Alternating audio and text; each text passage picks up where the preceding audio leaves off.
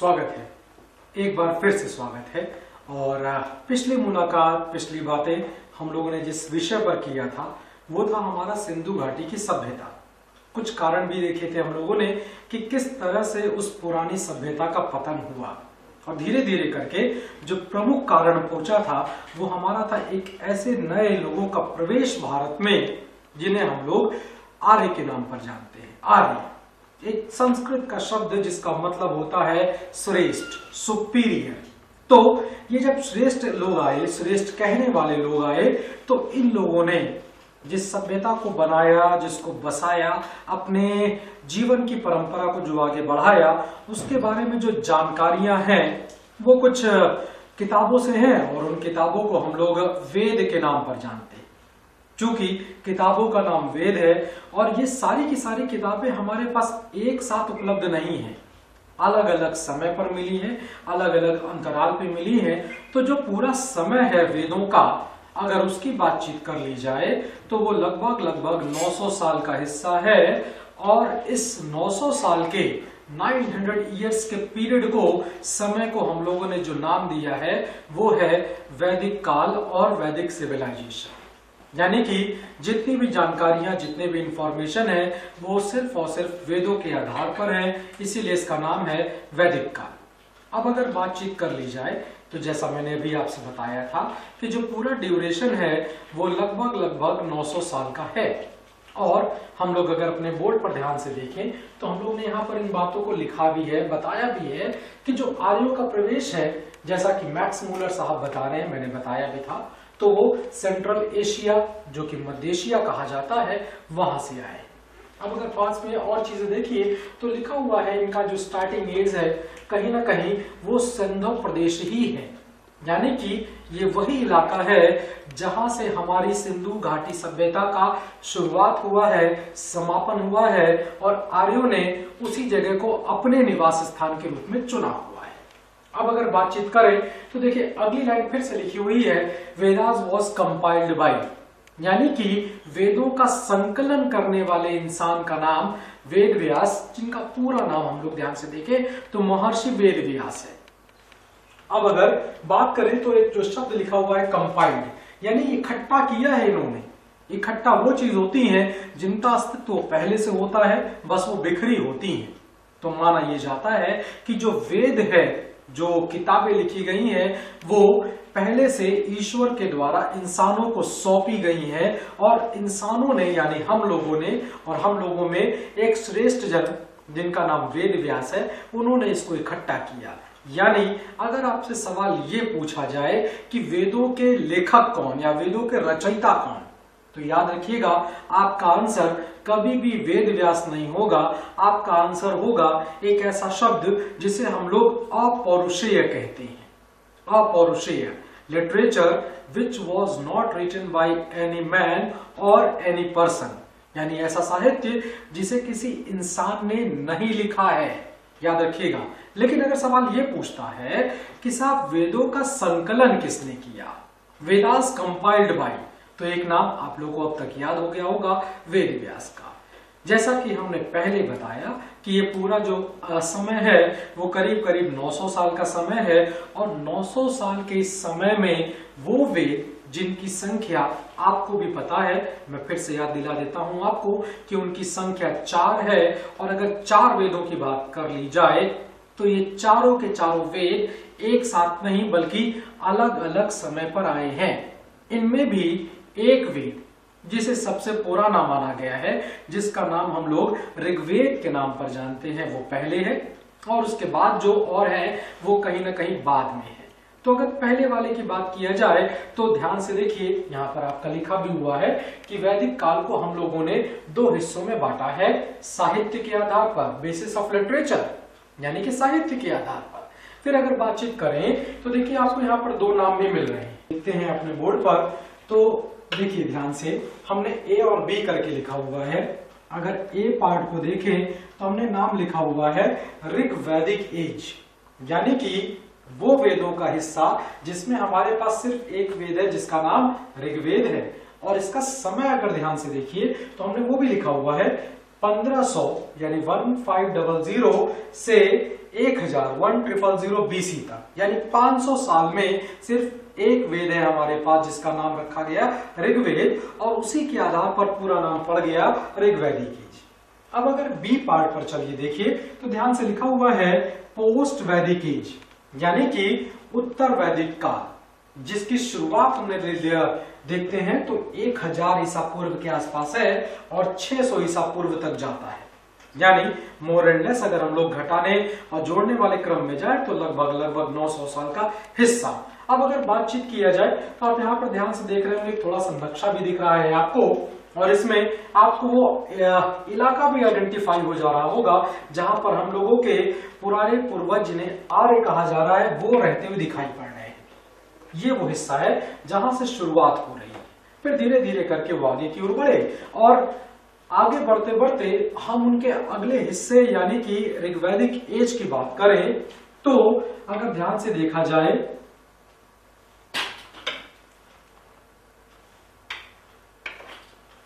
तो देखिए हम लोग बात जो कर रहे हैं वो ऋग्वैदिक एज की कर रहे हैं, यानी कि जिसमें ऋग्वेद है हमारा। समय फिर से दिख रहा होगा, हम फिर से दोहरा देते हैं, 1500 से 1000 ईसा पूर्व तक। ध्यान से देखिए इसमें लिखा हुआ है Rigveda is known as the oldest religious text in the world, यानी कि ऋग्वेद दुनिया का सबसे पुराना धार्मिक ग्रंथ है, और इस वेद की जो भाषा है, जो लैंग्वेज है वो है संस्कृत। यानी जो आपसे सवाल पूछा जा सकता है वो ये कि दुनिया की सबसे पुरानी भाषा कौन सी, जिसकी जानकारी है हमारे पास या जिसका लिखित प्रमाण है हमारे पास, तो वो है हमारी संस्कृत भाषा। याद रखिएगा पहली जो भाषा है जिसका लिखित प्रमाण है, जिसे हम जानते सुनते हैं, वो संस्कृत है। और फिर इसी जगह एक बार और बात कर लें तो अगर कभी आपसे सवाल ये पूछ लिया जाए अच्छा दूसरी बता दीजिए, तो घबराइएगा मत, परेशान मत होइएगा। जो दूसरी लैंग्वेज जो हम लोग जानते हैं वो है पर्शियन, और पर्शियन यानी कि फारस में बोली जाने वाली भाषा। और पर्शियन पर्सन्स का जो सबसे पुराना बुक है जिसे हम लोग अवेस्ता या ज़ेन अवेस्ता कहते हैं, और जिस किताब को लिखने का काम किया उस जमाने के एक बड़े धार्मिक नेता ने, जिन्हें हम लोग जरथुस्ट्र साहब कहते हैं, और उन्हीं के नाम पर उनके पारसी समुदाय को ज़ोरेस्ट्रियंस कहा जाता है। तो पहली भाषा तो संस्कृत है, दूसरी आपकी पर्शियन है। फिर अगर ध्यान से बोर्ड पर देखते चले जाइए तो यहां पर लिखा हुआ है Rigveda is compound of prayers, यानी कि जो हमारा भाषा है उसकी बात कर रहा है वो। तो अगर यहां पर ध्यान से देखें तो देखिए यहां पर लिखा हुआ है कि ऋग्वेद जो है वो 10 मंडल यानी कि मंडल पर ध्यान दें तो देखिए इंग्लिश में भी मंडल लिखा हुआ है और आपका हिंदी में भी मंडल लिखा रहेगा।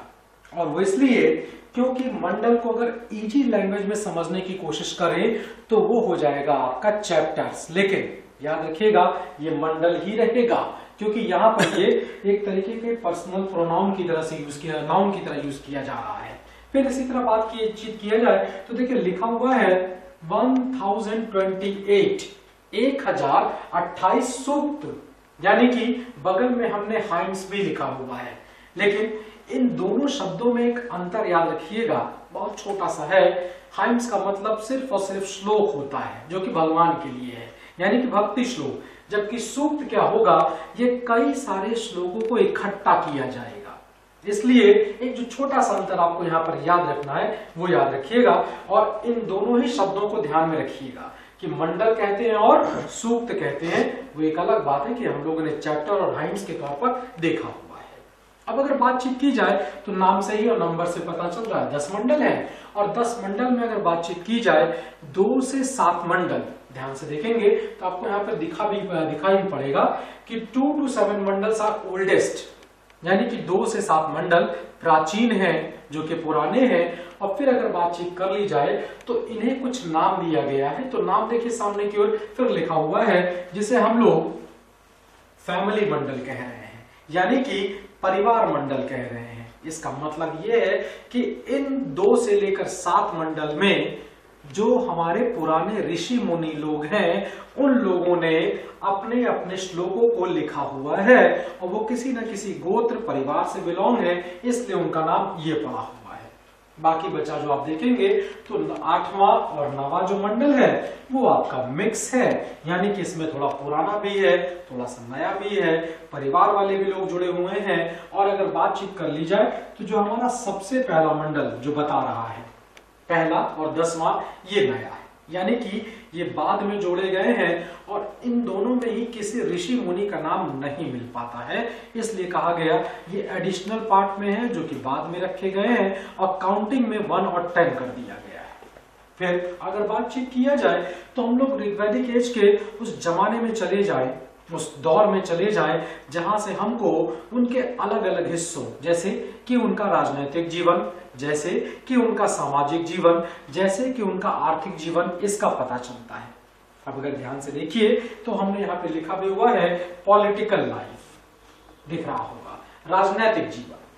ठीक, तो राजनीति की अगर बात कर ली जाए तो देखिए आज भी अगर आप चले जाइए, थोड़ा सा हम भारत के बाहर के परिवेश की बात करें तो बलूचिस्तान जो कि पाकिस्तान में लगेगा, वहां से लेकर ईरान इराक तक आप चले जाइएगा तो आपको कबीले टाइप के मिलेंगे, कबीले।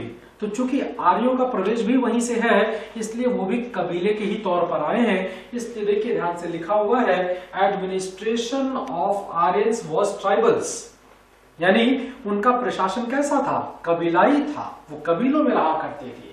और जो कबीले का नाम हुआ करता था संस्कृत में, उसे देखिए लिखा हुआ है जन कहा जाता था। ये कबीले के लिए संस्कृत में प्रयोग किया गया शब्द है, क्योंकि जो कबीला शब्द होता है ये अरबिक लैंग्वेज का शब्द है। अब अगर बातचीत कर ली जाए तो जन यानी कि वो हिस्सा, वो लोग, और उनको लीड करने वाला जो आदमी है उसे राजन कहा गया है। जन का अधिपति यानी कि राजन, जो कि लीड करेगा। तो इसी तरह से बात करते हैं राजन का काम क्या, तो उस जमाने में कौन सा बहुत बड़ा काम था कि नौकरी पे चले जाना, ये करना वो करना, ऐसा कुछ नहीं है। कबीले की सुरक्षा करना है और सुरक्षा करने की जिम्मेदारी अगर ध्यान से देखिए तो हमेशा नौजवानों के पास होती है, क्योंकि शरीर नया है तो जल्दी से जल्दी भाग दौड़ कर सकते हैं, मारपीट करना पड़े तो वो भी कर सकते हैं, यानी कि सुरक्षा कहीं ना कहीं उन हाथों में दी जा सकती है जो युवा है, दिया गया। एक खास बात और है कि जो राजा हुआ करता था उसका चुनाव होता था। जो कबीले अलग अलग हैं, यानी जो उस कबीले के लोग हैं वो मिलकर उस नौजवान लड़के का चुनाव करते थे जो राजा बनने योग्य होता था, जो सुरक्षा दे सके, जिसमें सुरक्षा देने की भावना हो, अपने कबीले के प्रति रक्षा की भावना हो। तो जिस डेमोक्रेसी को हम लोग देखते हैं, यानी कि अगर बात करें लोकतंत्र की, तो हमारे हिंदुस्तान का लोकतंत्र राजनीतिक जीवन का हिस्सा है। तो हमारे भारत का जो लोकतंत्र है उसकी शुरुआत हमको यहीं से मिलती है। और खास बात देखिए, यहाँ से मिलने वाली लोकतंत्र की शुरुआत आज के दौर में पूरी दुनिया में फैली है। इसीलिए कहा जाता है कि जो डेमोक्रेसी का फादर यानी जन्मदाता है वो हिंदुस्तान यानी कि भारत, आपका इंडिया, वो यहीं से आ रहा है। अब अगर ध्यान से देखिए तो बहुत सारी चीजें और लिखी हुई हैं जिसको मैंने अभी आपको बताया है कि कई सारे अधिकारी हैं जिन्हें पुरोहित कहा जा रहा है। पुरोहित मतलब एक ऐसा प्रधानमंत्री, एक ऐसा योग्य व्यक्ति जो अपने राजा को नेक और अच्छी सलाह दे सके अपने कबीले के लिए। तो कहीं ना कहीं हम लोग इस सारी सिचुएशन को देख पा रहे हैं। अब अगर आगे की ओर चला जाए तो देखिए हम लोगों को उनके सोशल लाइफ के बारे में पता चल रहा है, सामाजिक जीवन के बारे में। फिर ध्यान से देखिएगा तो कुछ नहीं, बहुत आसान सी चीज लिखी हुई है, ज्यादा परेशान होने वाली कोई बात नहीं है कि हमको उनके वर्ण व्यवस्था के बारे में। देखिए यहाँ पर अगर ध्यान से देखिए तो लिखा भी हुआ है वर्ण सिस्टम, वर्ण व्यवस्था लिखा है। अब अगर वर्ण व्यवस्था की बातचीत करें तो ध्यान से देखिएगा, we got the first written evidence of varna system from पुरुषोक्त which is in 10th mandal, यानी कि वर्ण व्यवस्था का जो लिखित प्रमाण है, पहला लिखित प्रमाण, वो हमें पुरुषोक्त से मिलता है जो कि ऋग्वेद के 10वें मंडल में है और जिसमें बताया क्या गया, एक विराट पुरुष, बड़ा इंसान, और उस विराट पुरुष के लिए जिस शब्द का प्रयोग किया गया है वो है ब्रह्मा जी, जिनका पुराना नाम प्रजापति तो विराट पुरुष प्रजापति के मुख वाले हिस्से से, मुख समझ रहे हैं, फेस, इस वाले हिस्से से जिस वर्ण की उत्पत्ति हो रही है उसे ब्राह्मण कहा गया।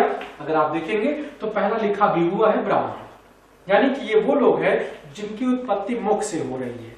फिर दूसरा वो है जो कि प्रजापति के कंधे और भुजाओं से, तो ध्यान से देखिए दूसरे नंबर पर आपका क्षत्रिय लिखा हुआ है जिनकी उत्पत्ति हमारे कंधे और भुजाओं से बताई जाती है। फिर तीसरा हिस्सा है प्रजापति यानी कि विराट पुरुष का उदर, पेट वाला हिस्सा। तो अगर पेट वाले हिस्से से बात की जाए तो यहां से वैश्य की उत्पत्ति है, और ध्यान से देखिए तीसरे नंबर पर आपका वैश्य भी लिखा हुआ है। चौथा हिस्सा है जो कि पैर का सबसे निचला हिस्सा बताया गया है, और वहां से उत्पत्ति है एक चौथे वर्ण की जिसका नाम शूद्र है। ध्यान से देखिए चौथे नंबर पर आपका शूद्र की उत्पत्ति भी है, और अगर थोड़ा बहुत पिक्चर देख पा रहे हो तो इसमें उन सब चीजों को दिखाया भी गया। पढ़ने पढ़ाने का काम, पुरोहित वाला काम करने वाला ब्राह्मण इस वाले फोटो में ध्यान से देखिए दिख रहा है। फिर इसके बाद देखिए क्षत्रिय यानी कि सैनिक है, यानी कि लड़ाई का काम करेंगे, सुरक्षा का काम करेंगे, तो क्षत्रिय है सेकंड नंबर। और इसके बाद व्यापार, वैश्य, विश्व, व्यापार, यानी कि अगर आप ध्यान से देखिए तो खेती और खेती से जुड़े उत्पादों को ले जाकर बेचने का काम वैश्य कर रहा है, और ऊपर के इन तीनों की सेवा करने वाला आदमी शूद्र है जो कि आपको चौथे पे दिखाई पड़ रहा है, यानी कि वो कहीं ना कहीं ऊपर के तीनों लोगों की सेवा कर रहा है। तो इस तरह के चार वर्ण है, याद रखिएगा, याद होगा बचपन से ही पढ़ा होगा। चार वर्ण है, ब्राह्मण, क्षत्रिय, वैश्य और शूद्र, और इन लोगों के लिए जो प्रमाण मिलता है वो पुरुष सूक्त से मिलता है। बस यही सवाल आपसे पूछा जाएगा और कुछ नहीं पूछा जाएगा। एक खास बात और, वर्ण व्यवस्था जन्म पर आधारित नहीं थी, कर्म पर आधारित थी। यानी कि अब मैं अपने आप को एग्जाम्पल ले लूं तो मैं पढ़ने का काम कर रहा हूं, पढ़ाने का काम कर रहा हूं, तो मैं ब्राह्मण, और अगर मेरा एक बेटा जो कि हथियार रखता है, सेना का हिस्सा है, तो वो क्षत्रिय है। मेरा एक और बेटा जो कि बिजनेस के काम को करता है, यानी कि वो व्यापारिक व्यक्ति है, तो वो वैश्य समुदाय का हो जाएगा। ये तीन वर्ण बदल सकते हैं। आज मैं ब्राह्मण हूं, कल मैंने ये काम छोड़ दिया, मैं सेना का हिस्सा बन गया तो मैं क्षत्रिय हूं, और उसके बाद मैंने अपने आप को बदल दिया, व्यापार करने लगा तो मैं वैश्य हूं। लेकिन चौथा वर्ण शूद्र है, और उसके साथ एक क्लॉज लगा हुआ है कि वो शूद्र है और उसके बाद उसका बेटा भी शूद्र ही रहेगा। यानी चौथे वर्ण में अगर ध्यान से देखिए तो किसी तरह का कोई भी बदलाव नहीं हो सकता है, शूद्र है, शूद्र ही रहेगा। और इसी तरह से अगर ध्यान से देखें तो इस पिक्चर के नीचे वाले हिस्से पर आप देखेंगे तो आपको एक शब्द और दिखाई पड़ रहा है, आश्रम व्यवस्था। अब अगर इसके बारे में बातचीत करें तो माना गया हमारे जो आर्य थे वो अपनी जिंदगी को बड़े ही एक होता नहीं सिस्टमैटिक वे, उस ढंग से ले जाया करती थी। ये उसी बात को बताने की कोशिश कर रहा है कि आर्यों का जो जीवन है, स्टैंडर्ड लाइफ, एक औसत आयु बताई गई है 100 साल। 100 साल की पूरी जिंदगी को 4 अलग अलग टुकड़ों में बांटा गया है, काटा गया है, और उन 4 अलग अलग टुकड़ों का नाम अलग अलग रखा गया है। और अगर ध्यान से देखें तो पहला लिखा हुआ है ब्रह्मचर्य। जो पहला शब्द है वो ब्रह्मचर्य है, यानी कि हमारा जो बच्चा है जो कि अपने गुरुकुल जाएगा, तो गुरुकुल जाने की उम्र है और मानी गई है सामान्य तौर पर अलग अलग किताबों में ये आपको उम्र अलग अलग मिल सकती है, लेकिन सामान्य तौर पर ये उम्र 5 वर्ष की है। यानी बालक जब 5 वर्ष का हुआ तो उसका उपनयन संस्कार किया गया, फिर वो अपने गुरुकुल चला गया जहां पर वो अगले 20 साल तक पढ़ाई लिखाई करेगा। यानी कि टोटल अगर लाइफ बात कर ली जाए तो उसकी उम्र लगभग 25 साल हो जाएगी। गुरुकुल में जाएगा, अच्छा जमाना था तो उसने जमाने में बहुत ज्यादा लिखने उखने का चक्कर नहीं था। गुरुजी वर्बल अपनी शिक्षा दिया करते थे, बच्चे उसी वर्बली वे में उसे पढ़ा करते थे, और उन्हीं बातों को वो मॉरलिटी के वे में आगे लेकर चलते रहते थे।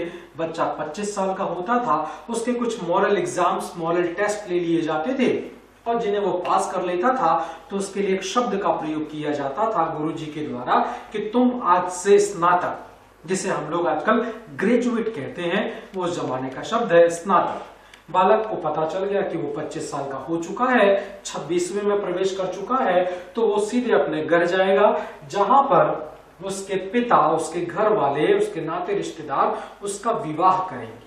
और जब वो विवाह कर लेगा तो विवाह करते ही वो जिस आश्रम में पहुंचेगा उसका नाम है गृहस्थ। और अगर 4 आश्रम की बात करें तो ये सबसे इंपॉर्टेंट है, क्योंकि जिंदगी के सारे बड़े काम आपको यही करने हैं। जैसे अपना भविष्य, अपना ही नहीं अपने परिवार के लोगों का भविष्य ध्यान में रखना है, उनके लिए जो खाना पीना और भी जो सामाजिक आवश्यकताओं की जरूरत है उसे पूरा करना पड़ेगा।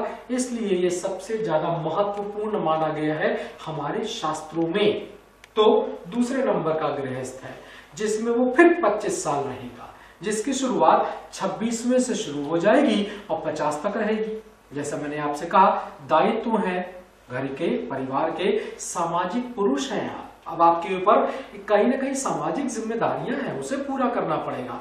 अपनी इंडिविजुअलिटी को मेंटेन करना पड़ेगा, अपने आप को स्थापित करना पड़ेगा, अपनी पहचान बनानी पड़ेगी। ये सारे काम हैं, बड़े काम हैं, कोई हल्के फुल्के काम नहीं है। इस वजह से आप सभी लोग इस उम्र में जो आ गए हैं, याद रखिए जिम्मेदारियां ज्यादा आने वाली है, संभाल के और ध्यान से करिएगा। फिर तीसरे की बात करें, लिखा हुआ है वानप्रस्थ, बिल्कुल साफ शब्द लिखा हुआ है वानप्रस्थ। और अगर वानप्रस्थ की बात कर लें तो इस शब्द को थोड़ा सा तोड़िए तो एक शब्द निकल कर आ रहा है वन और दूसरा शब्द आ रहा है प्रस्थ, यानी कि जंगल की ओर चले जाना।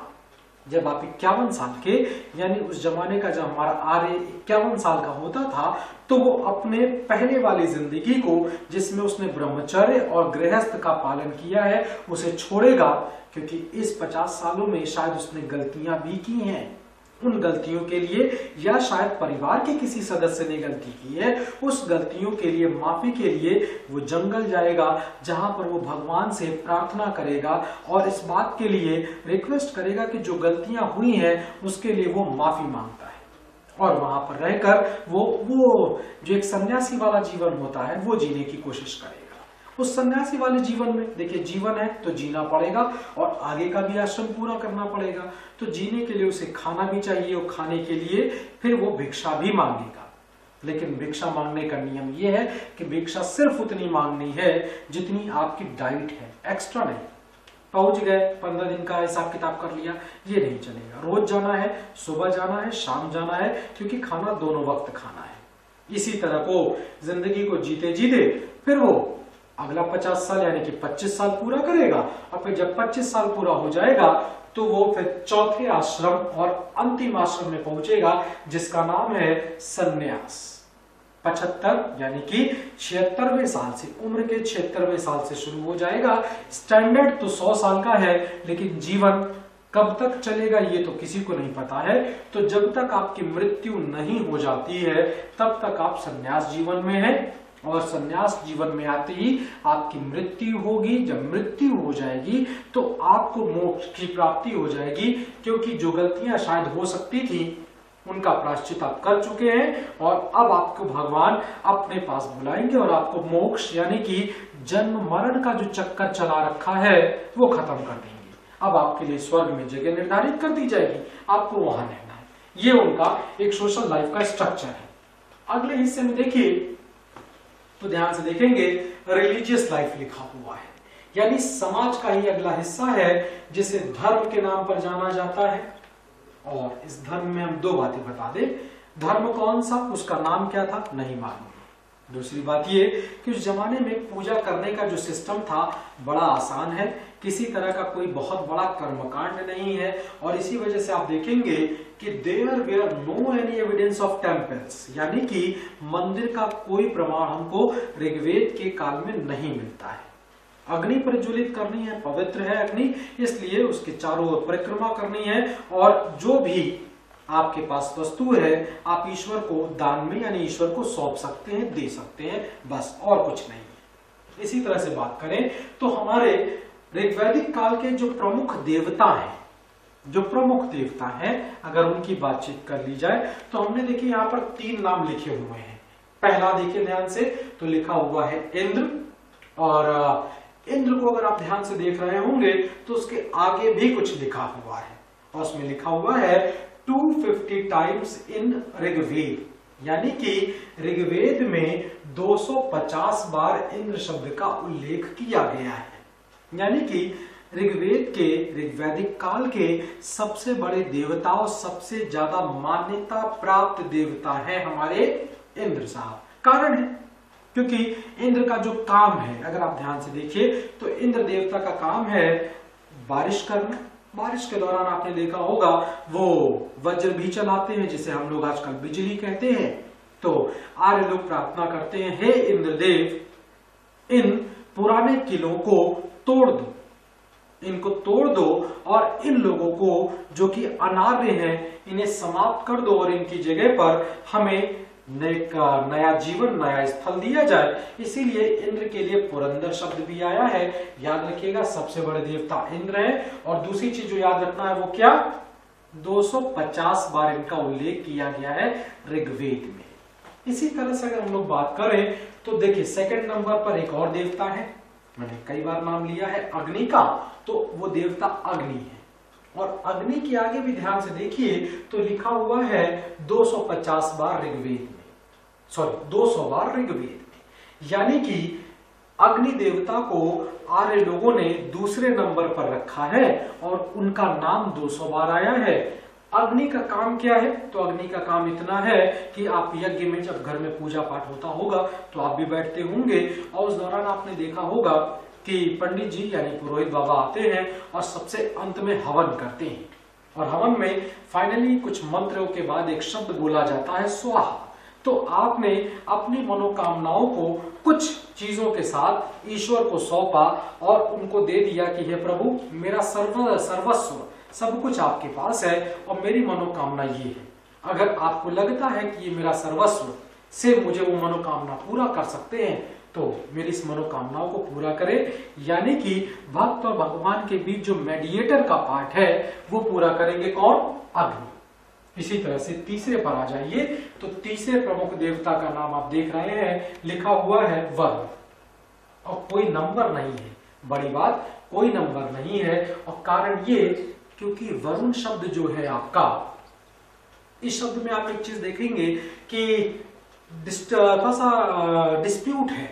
कुछ लोग 46 टाइम बोलते हैं, कुछ लोग 30 टाइम बोलते हैं, कुछ लोग 13 टाइम बोलते हैं। तो डिस्प्यूटेड इश्यू हम लोग किनारे रखेंगे, और एक शब्द ध्यान से देख लीजिए, लिखा हुआ है गॉड ऑफ मॉरल रूल्स, यानी जो नैतिक नियम बनाए गए हैं, समाज के नियमों को ध्यान में रखकर उनको अगर कोई तोड़ेगा तो उनको सजा देने का काम वरुण करेंगे। अभी देवता दिखने में कैसे थे, क्या थे नहीं पता, लेकिन सामाजिक जीवन में एक इंसान के लिए देवता का महत्व इसलिए ज्यादा जरूरी होता है। आप देवता कह लीजिए, आप खुदा कह लीजिए, आप उनको जीसस कह लीजिए, इसलिए होता है क्योंकि अगर ऐसा करेंगे जो कि सामाजिक नियम के खिलाफ होगा तो ये लोग आपको सजा देंगे, जिसे हम लोग पाप कह सकते हैं। तो शायद उनको इस ध्यान में रखते हुए इन बातों को कहा गया या स्थापित किया गया है। अब अगर बातचीत कर ली जाए तो देखिए एक और हेडिंग पड़ी हुई है आपके सामने, जिसे हम लोग देख पा रहे हैं, तो लिखा हुआ है इकोनॉमी सिस्टम। इकोनॉमी सिस्टम यानी कि अर्थव्यवस्था उस जमाने की। और अगर ध्यान से आप फिर से देखें नीचे जो शब्द लिखा हुआ है तो आप देखेंगे थोड़ा सा बोल्ड है, बड़ा है, वो शब्द है डोमेस्टिकेशन, यानी कि पशुपालन। यानी आर्य लोगों का जो प्रमुख पेशा था वो था आपका डोमेस्टिकेशन, पशुपालन। इसी तरह से अगर बातचीत करें तो आप देखेंगे कि उनकी जिंदगी में 2 जानवर ज्यादा इंपॉर्टेंट है। ध्यान से देखिए, एक शब्द बोल्ड करके लिखा हुआ है हॉर्स यानी कि घोड़ा, और दूसरा शब्द लिखा हुआ है गाय। इन दोनों की इंपॉर्टेंस इसलिए क्योंकि माइग्रेशन में एक जगह से दूसरी जगह अगर चलना है तो बड़ी सीधी और स्वाभाविक सी बात है, जल्दी करना पड़ेगा। उस जमाने में जल्दी से पहुंचने वाला जो जानवर था वो घोड़ा है, इसलिए घोड़े का महत्व ज्यादा है। और ऋग्वेद में अश्व शब्द जिसे हॉर्स कहा जाता है वो लगभग 375 बार आया है।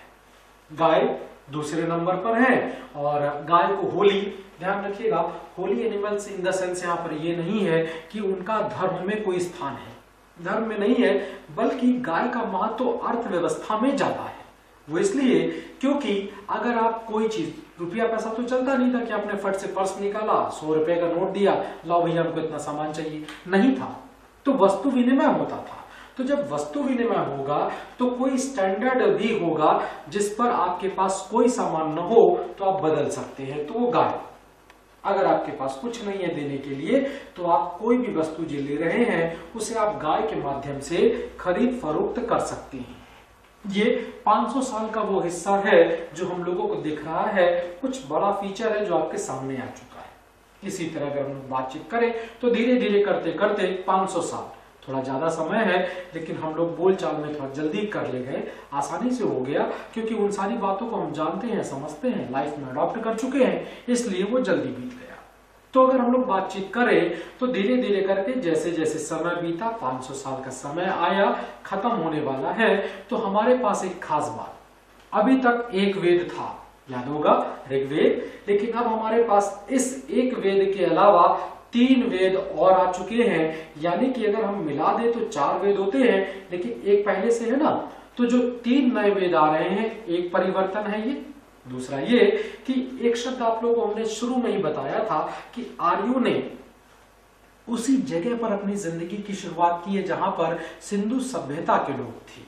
इस वजह से उस पूरे इलाके को सिंधु प्रदेश कहा गया, लेकिन आने वाले समय में आर्यों ने इस जगह को बदला है और वो एक ऐसे प्रदेश में, एक ऐसी जगह पर पहुंचे हैं जिसे हम लोग गंगा घाटी के नाम पर जानते हैं।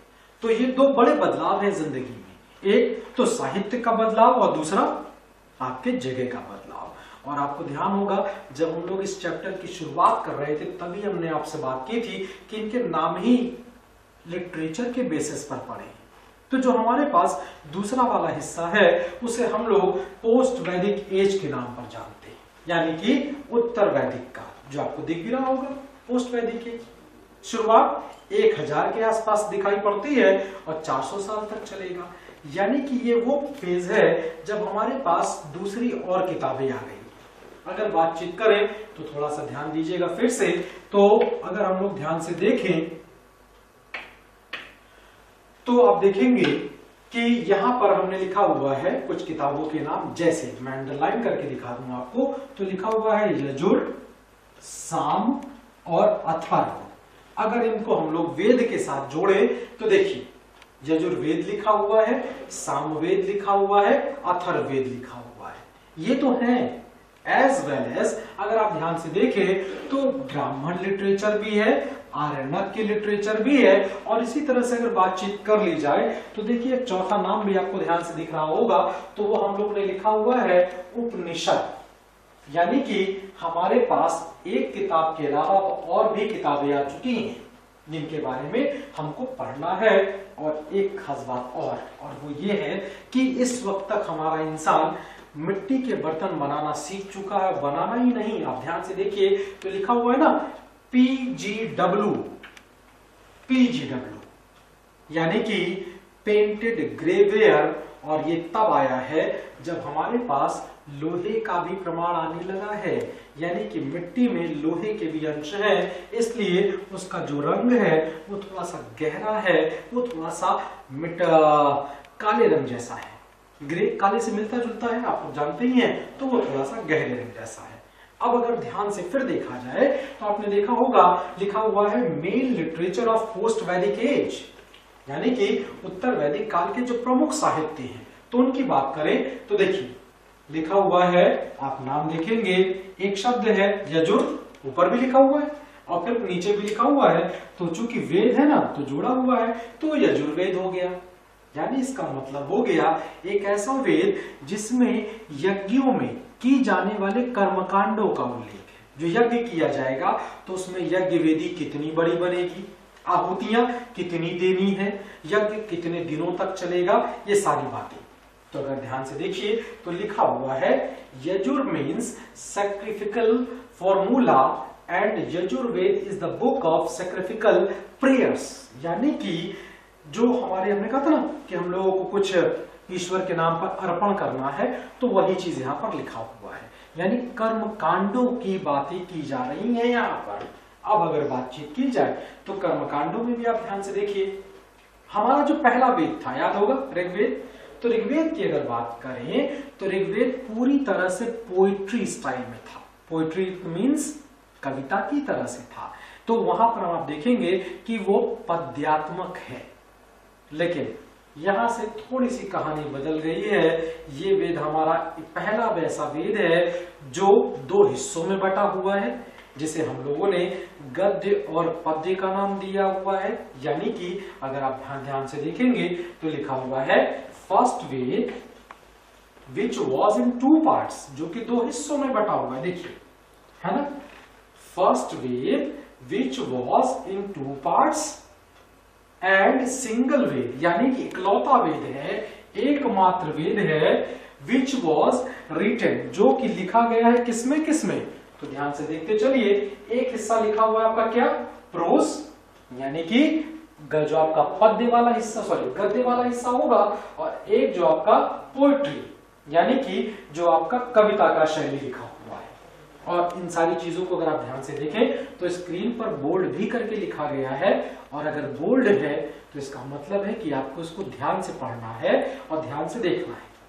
क्लियर, यहाँ पर किसी को डाउट नहीं होना चाहिए, ठीक है। फिर अगर बातचीत करें हम लोग तो देखिए यहां से जो लाइन दिख रही है single Veda which was written in prose and poetry, उसी को ही हम लोगों ने यहां पर आप देखें तो नंबर 1 और नंबर 2 करके दिया है। ध्यान से देखिए, नंबर 1 लिखा हुआ है, आप पढ़ रहे होंगे आसानी से, लिखा हुआ है कृष्ण यजुर्वेद। यजुर्वेद का जो पहला पार्ट उसका नाम दे दिया गया है कृष्ण यजुर्वेद, और लिखने का जो तरीका है क्या है, वो प्रोज फॉर्म में, यानी कि वो हमारा गद्य यानी कि कहानियों की तरह से लिखा हुआ है कृष्ण यजुर्वेद। यहीं पर देखिए दूसरा लिखा हुआ है जिसे हम लोग क्या पढ़ रहे हैं, शुक्ल यजुर्वेद, सेकंड नंबर पर शुक्ल यजुर्वेद, और लिखा किसमें है, इन पोएट्री, यानी कि ये कविता के स्टाइल में लिखा है। यानी कि ये वेद ऐसा है जिसमें कहानी भी है, जिसमें कविता भी है, और दोनों ही देवता को खुश करने के लिए लिखा गया है। फिर अगर ध्यान से देखिए तो फिर हम लोग अगर आते हैं तो इसमें कहीं ना कहीं एक शब्द और दिया हुआ है कि इस पूरे वेद को पढ़ने वाले जो पुरोहित हुआ करते थे उनको क्या कहा गया, तो उनको कहा गया है अधर्यु, लिखा हुआ है, हमने अंडरलाइन भी कर दिया है। देखिए, तो अगर पूछ लिया जाए कि यजुर्वेद का पाठ करने वाले पुरोहित का नाम बताइए, तो देखिए आपके सामने लिखा हुआ है अधर्युस। अब इसके बाद की अगर बातचीत की जाए, देखिए ध्यान से ऊपर तो लिखा हुआ है सामवेद ना, यानी कि जो हमारा अगला वेद आ जाएगा हम लोगों को उस पर बातचीत करना है, और जब उस पर बातचीत करेंगे तो आगे की ओर देखिए लिखा हुआ है, बड़ा बड़ा लिखा हुआ है, साफ साफ लिखा हुआ है सामवेद। ठीक, अब अगर सामवेद की बात कर ली जाए तो आप एक चीज ध्यान दीजिएगा, जो साम शब्द लिखा हुआ है, देखिए यहां पर लिखा है, ध्यान से मैंने अंडरलाइन किया है, साम लिखा हुआ है। साम मीन्स मेलोडी, यानी एक इस ढंग से गाया जाए कि वो सुनने में अच्छा लगे, सुरीला लगे, और हर अच्छी चीज और सुरीली चीज जानते हैं फिर आप, अच्छी लगती है। तो लिखा हुआ है Sama means melody and it contains the rhythmic composition of hymns for Rigveda, यानी कि ऋग्वेद के जो कुछ मंडल, कुछ श्लोक हैं उनको रिदमिक स्टाइल में यानी गायन की शैली में लिखा जा रहा है। इसीलिए शाम का जो मतलब होता है वो होता है गायन, यानी सिंगिंग, संगीत। और इसीलिए देखिए नीचे एक शब्द लिखा हुआ है बड़ा सा कि Samaveda was first epic of Indian vocal music, यानी भारतीय गायन का पहला ग्रंथ माना जाता है क्या, हमारा सामवेद। ठीक, क्लियर, कोई दिक्कत? यानी अगर हम बात कह रहे हैं कि भारतीय गायन की शुरुआत कहां से हुई है तो याद रखिएगा वो सामवेद से हुई। ठीक है, अब अगर ध्यान से देखा जाए तो एक चीज और है, यहाँ पर लिखा हुआ है ना, we got the first evidence, प्रथम प्रमाण किस चीज का, तो देखिए लिखा हुआ है क्या, अर्थक्वेक यानी कि भूकंप है, फिर क्या, फमाइन यानी कि हमारा जो अकाल होता है जिसे सूखा कहा जाता है, वो पढ़ने का प्रमाण, रिटन एविडेंस हमारे कहां से है, वो हमारे हैं सामवेद के साथ में। ठीक है, अब एक चीज और ध्यान से देखिए, एक शब्द यहाँ पर लिखा हुआ है नोट, यानी कि आपको ये ध्यान देना पड़ेगा, ये थोड़ा सा अलग सी लाइन है और पूछी जाने वाली लाइन है। आप अगर प्रीवियस पेपर उठाकर देखें तो आपको एक शब्द अक्सर मिल जाएगा कि त्रिवेद के नाम पर किन किन वेदों को जाना जाता है। तो लिखा हुआ है ना, देखिए ध्यान से, first three Vedas well known as a Trayiveda, यानी कि प्रथम तीन वेद हमारे त्रिवेद के नाम पर जाने जाते हैं। और त्रिवेद इसलिए कहा गया है क्योंकि इन तीनों वेदों के नाम हम फिर से ले लें तो देखिए, ऋग्वेद सबसे पहले है, फिर आपका यजुर्वेद है, फिर आपका सामवेद है। इन तीनों वेदों में हमने सिर्फ और सिर्फ एक काम किया है, देवता को खुश किया है ना।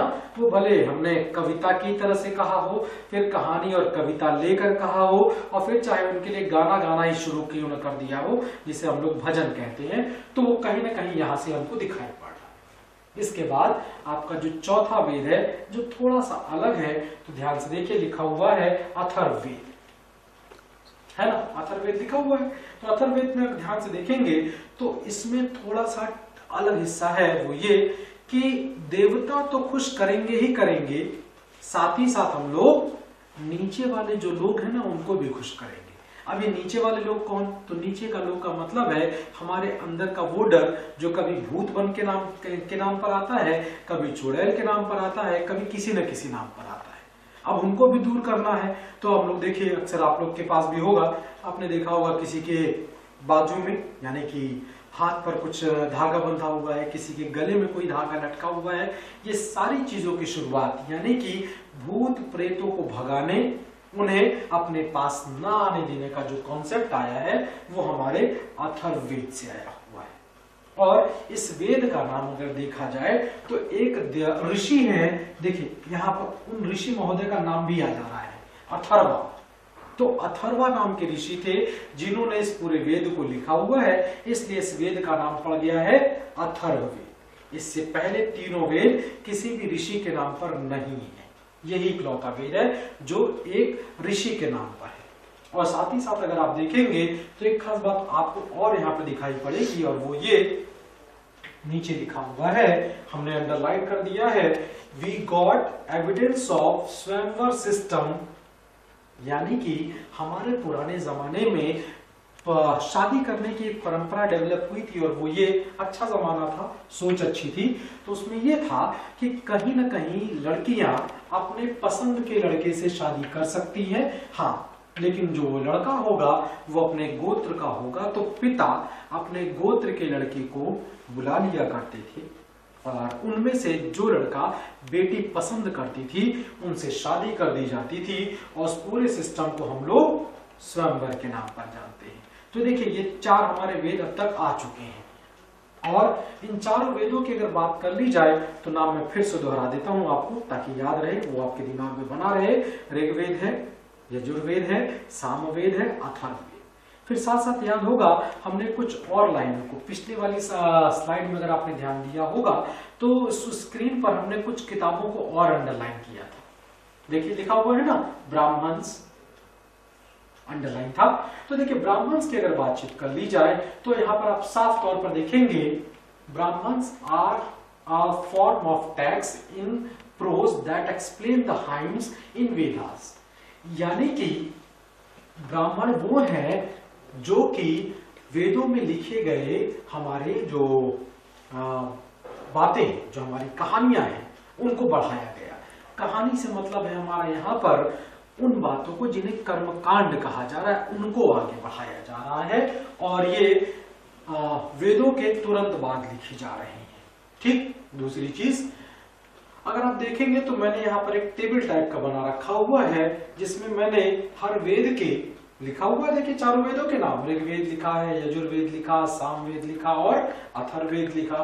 तो हर वेद का ब्राह्मण कौन कौन सा वो भी लिखा हुआ है। देखिए, पहला कौन सा आपका ऋग्वेद है ना, तो यहाँ पर आप देखेंगे तो जो आपका पहला है वो है ऐतरेय और कौशितकी, यानी कि दो ब्राह्मण है, एक का नाम ऐतरेय है, एक का नाम कौशितकी है। फिर अगर दूसरे की बात करें तो वो यजुर्वेद है और इसका नाम है, यानी इसके जो दो ब्राह्मण है वो है शतपथ और तैत्तिरीय ब्राह्मण। अब अगर इसी तरह से हम लोग तीसरे की बात करें सामवेद, तो आपको पिछले बार और इस बार वाले सामवेद में हल्का सा डिफरेंस दिखाई पड़ रहा होगा। पिछली बार जब हम लोगों ने साम लिखा था तो ए ज्यादा लिखा हुआ था, इस बार कम है, उसके लिए परेशान मत होइएगा, दोनों सही है। तो यहाँ पर देखिए लिखा हुआ है पंचविश, षडविश और जैमिनी, यानी कि ये हमारे ब्राह्मण हैं जो कि सामवेद के हो गए। और चौथा आप कहा जाता है जिसे हम लोग अथर्व ब्राह्मण वेद कहते हैं, और इसके लिए जो ब्राह्मण हमारे पास है वो है गोपथ, और ये हमारा अंतिम ब्राह्मण भी है। यानी कि जितने ब्राह्मण लिखे गए उनमें जो अंतिम है उसे हम लोग गोपथ के नाम पर जानते हैं। तो यहां तक देखिए 3 बातें कर ली हम लोगों ने, कौन कौन सी, 4 वेद के नाम ले लिए, चारों वेदों में बातें जो की गई उनके नाम बता दिए गए, और फिर ब्राह्मण के बारे में ये एक्सप्लेनेशंस हैं, ब्राह्मण एक्सप्लेनेशंस हैं, हाइम्स हैं, किसके, वेदों के। अब अगर बातचीत कर लिया जाए तो इन्हीं ब्राह्मण लिटरेचर का जो सेकंड पार्ट है उसे आरण्यक कहा गया। अगर हम लोग आरण्यक की बात करें तो देखिए नाम से ही साबित हो रहा है, ध्यान से देखिएगा तो लिखा हुआ है आरण्यक, और आरण्यक जो शब्द बना है वो बना हुआ है अरण्य से। अरण्य मतलब होता है जंगल, यानी वो लिटरेचर, आप ध्यान से देखिए तो यहाँ पे लिखा हुआ है there are conclusive parts of Brahmanas, यानी कि ब्राह्मण के हिस्से हैं, और कहाँ पे लिखे जा रहे हैं, फॉरेस्ट में। अभी हमने आपसे बताया ना कि आरण्यक के यानी कि अरण्य, अरण्य यानी कि वन, वन यानी कि जंगल, जंगल को हम लोग फॉरेस्ट कहते हैं। तो यानी जंगल में लिखे जा रहे हैं, और जंगल में ध्यान होगा पिछली बार हम लोग ने अभी कुछ देर पहले बात किया था, तो हम लोग ने 4 तरीके के आश्रम की बात की थी, याद है?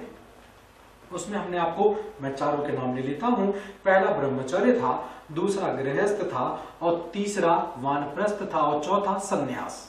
तो तीसरे और चौथे की अगर बात करें तो वो वानप्रस्थ और सन्यास है। ये दोनों 50 साल का ड्यूरेशन जो होगा वो कहां पर बिताना है, जंगल में बिताना है। और काम क्या करना है, जंगल में बैठ के करना कुछ नहीं है, भगवान को याद करना है, और भगवान को जब आप याद करोगे तो भगवान से मिलने की इच्छा भी होगी, मिलने, और फिर भगवान से जब मिलने की इच्छा होगी तो वो सारे कस्टम जो बीत चुके हैं उन पर बातचीत भी होगी। क्या ईश्वर है, क्या ईश्वर है? तो ईश्वर ने कभी हमसे ये कहा कि हमारे लिए अगर व्रत रहना है तो अपने शरीर को कष्ट दो, ऐसा तो कहीं नहीं लिखा हुआ है। ये उन लोगों का सोचना है, वो लोग कह रहे हैं ऐसा। यानी हमें ईश्वर को याद करना है लेकिन शरीर को कष्ट देकर नहीं, हमें भगवान की पूजा करनी है, किसी जानवर को मार कर नहीं, क्योंकि वो जानवर, चाहे जो वो जानवर देवता नहीं बनाया है, ईश्वर नहीं बनाया है। तो इस तरह की जो फिलोसॉफिकल थॉट्स डेवलप हो रही हैं, देखिए अगर ध्यान से देखिएगा तो यहाँ पर लिखा हुआ है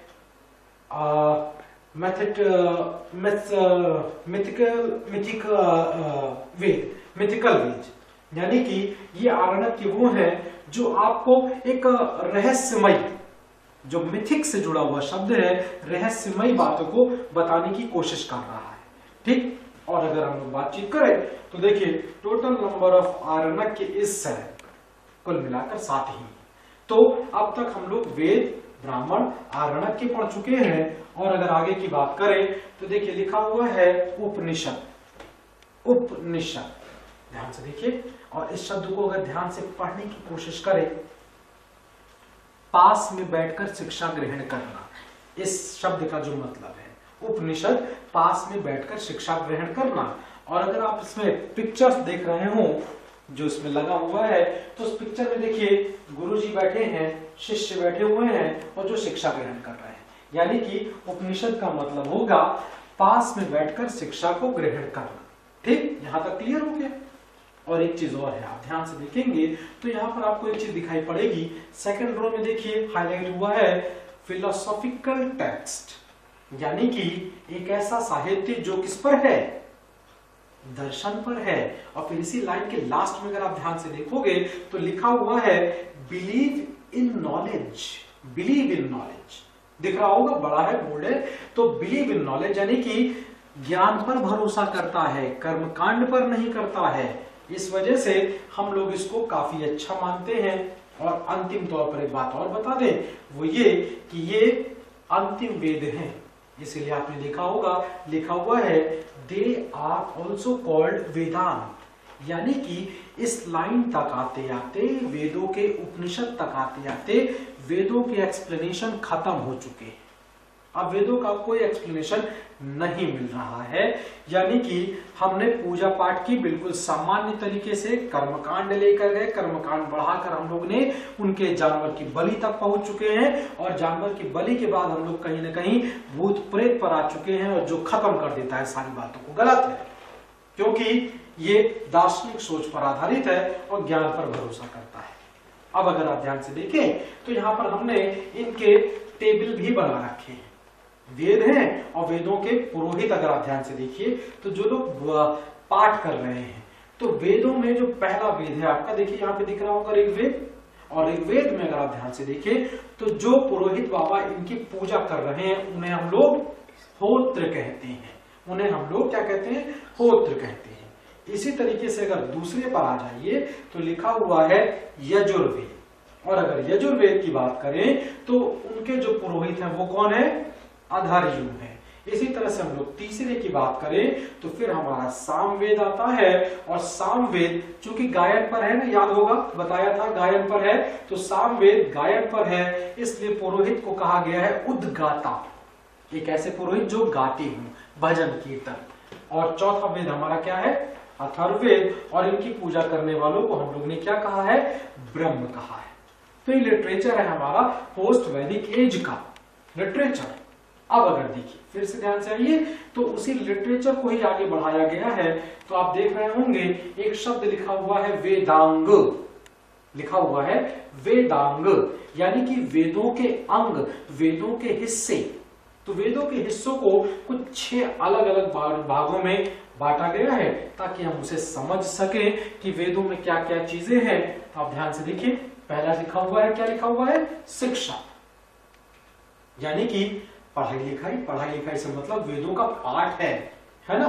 फिर क्या लिखा हुआ है, कल्प, यानी कि कल्प से मतलब हो जाएगा, आप ध्यान से देखिए तो लिखा हुआ है रिचुअल कैडेंस, यानी कि कर्मकांड, पूजा की गई, पूजा के कर्मकांड किए गए। फिर अगर आप ध्यान से देखेंगे तो क्या लिखा है, व्याकरण, यानी जो शब्द है उसमें गलतियां सुधारने की बात कर रहा है, व्याकरण की बात कर रहा है। और फिर अगर चौथे पर आ जाइए तो क्या लिखा हुआ है, निरुक्त, एक्सप्लेनेशन, किसके, शिक्षा का और व्याकरण का एक्सप्लेनेशन दिया गया है ना।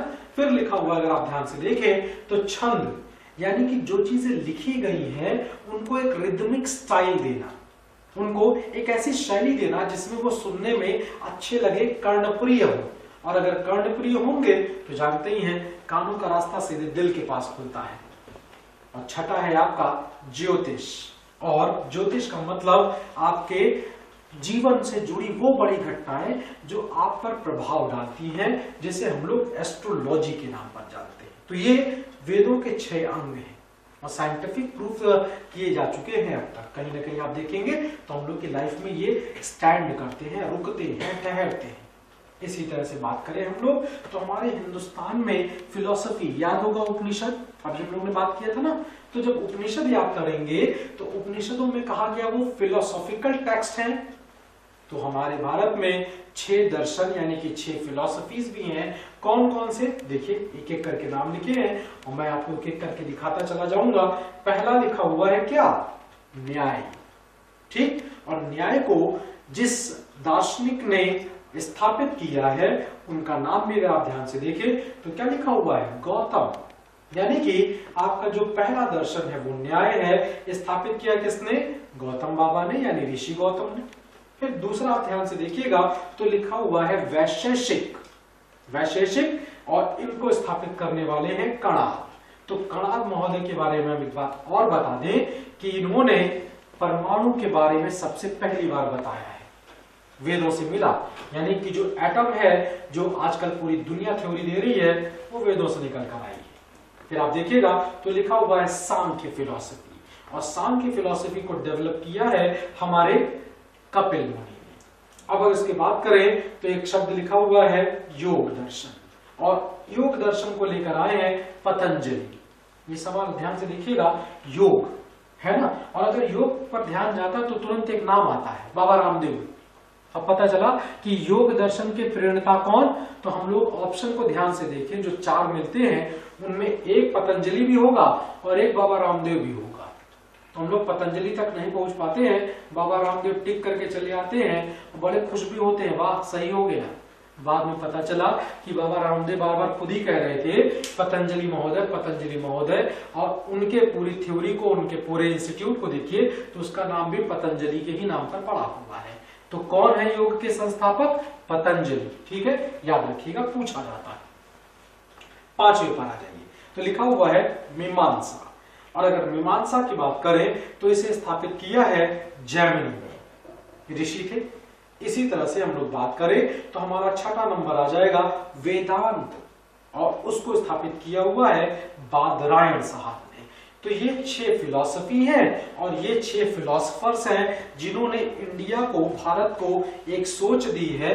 और खास बात ये है कि ये सोच सिर्फ भारत को नहीं है, आने वाले देश को, आने वाले समय को दी है। तो ये पूरा जो हिस्सा हम लोग ने अभी तक देखा, ये हमारा क्या था? वैदिक काल था, जिसे अब यहीं समाप्त करते हैं। और जो अगली मुलाकात आपसे होगी वो हमारे एक नए चैप्टर के साथ होगी, जिसे हम लोग महाजनपद कहेंगे।